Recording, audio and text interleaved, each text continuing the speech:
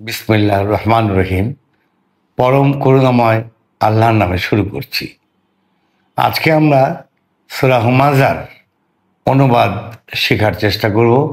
আমি আগেও এই সূরার অনুবাদ শেখার চেষ্টা করেছি। আল্লাহ পাক বারবার বলেছেন কোরআনের পাতায় পাতায় কোরআন বুঝে কোরআনের বিধান মতো আমাদেরকে চলতে। কোরআন শতাব্দীর পর শতাব্দী জীবন ও জগৎ সম্পর্কে কোটি কোটি মানুষের অন্তর্দৃষ্টি খুলে দিয়েছে, তাদের বদলে দিয়েছে ভেতর থেকে, খুলে দিয়েছে তাদের সম্ভাবনার দ্বার, দিয়েছে প্রশান্ত ও পরিতৃপ্ত জীবন। তাই আল্লাহর কালামের পাশাপাশি এর মর্মবাণীতে আন্তরিকভাবে নিমগ্ন হন, বারবার পড়ুন ও ডুবে যান শব্দের গভীরে, বাক্যের গভীরে। কোরআনই কথা বলবে আপনার সাথে, আপনিও বদলাতে শুরু করবেন ভেতর থেকে। ধর্মে, মানবিকতার জ্ঞানে, অভিজ্ঞানে হবেন এক আলোকিত মানুষ। প্রথম যুগের কোরআন অনুসারীদের মতো আপনিও দুনিয়ায় সফল ও সম্মানিত হবেন। আর আখিরাতের সম্মান তো শুধু স্রষ্টায় সমর্পিত সৎ কর্মশীল মানুষের জন্য। পরম করুণাময়ের করুণায় তারাই থাকবেন অনন্ত আনন্দ লোকে। কাজেই আমরা যদি কোরআন পড়ি তাহলে বুঝতে পারবো পরম করুণাময় আল্লাহ তাআলা জান্নাতের জন্য সৎকর্মশীলদের জন্য বরাদ্দ করেছেন। কাজে আমরা সবাই যেন ভালো কাজ করি।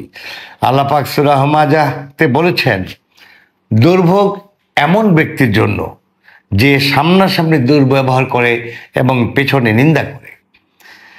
দুর্ভোগ এমন ব্যক্তির জন্য যে কৃপণের মতো অর্থ জমায় আর বারবার তা গণনা করে এবং নিজের রক্ষা কবচ মনে করে।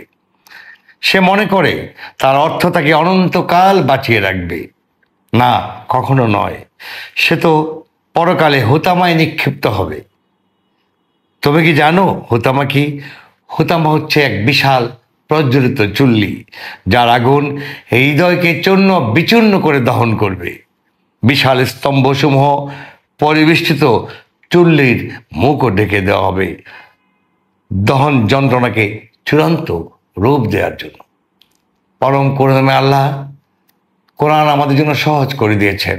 আমরা যেন কোরআনের অনুবাদ পড়ি এবং সেই মতো নিজেকে তৈরি করি, তাহলে এই ইহকালও আমাদের জন্য জান্নাত, পরকালও জান্নাত। আজ 15ই আগস্ট, আমার মার মৃত্যুবার্ষিকী। আমার মার পেটের দুজন সন্তান মুক্তিযুদ্ধে শহীদ হয়েছেন। তার জন্য আগামীকাল এবং আজকে বিভিন্ন জায়গায় দোয়া মাহফিল হবে। আপনারা সবাই শরীক হওয়ার চেষ্টা করবেন। জনতা দলের কেন্দ্রীয় অফিসে মিলাদ মাহফিলের আয়োজন করা হয়েছে এবং গাজীপুরে বিভিন্ন জায়গায় দোয়া মাহফিলের আয়োজন করা হয়েছে। এই দিনে যারা জন্ম নিয়েছেন এবং মৃত্যু বরণ করেছেন প্রত্যেকের জন্য আমরা সবাই আল্লাহর কাছে দোয়া করব। আল্লাহ হাফেজ।